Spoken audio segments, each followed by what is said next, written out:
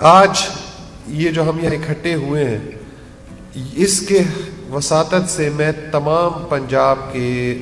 جتنے ہمارے D P Os اور سی پی اوز ہیں ان کو یہ بتانا چاہتا ہوں کہ یہ پچھلے 11 مہینے سے میں کہتا رہا ہوں پرچے دیں، آج کے بعد اور ہم کارروائی کرتے رہے ایس ایچ اوز کے خلاف جہاں پہ ہمارے ہاتھے کوئی چڑھا. اس کے بعد اگر پرچہ کہیں پر بھی نہیں ہوگا تو جو کنسرنڈ آفیسر ہے ڈی پی او، سی پی او، ڈویژنل ایس پی یہاں پہ لاہور کی اس کے خلاف کارروائی ہوگی، بیکاز انہوں نے انشور کرنا ہے کہ پرچے سارے کے سارے ہوں.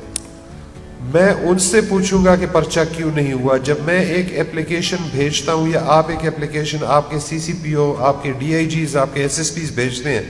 اور آدھے گھنٹے بعد آپ ہمیں ایف آئی آر کی کاپی بھیج دیتے ہیں، تو اس کے جواب میں یقین جانیے کہ اگلی چیز آپ کو ایک شو کاز نوٹس آئے گی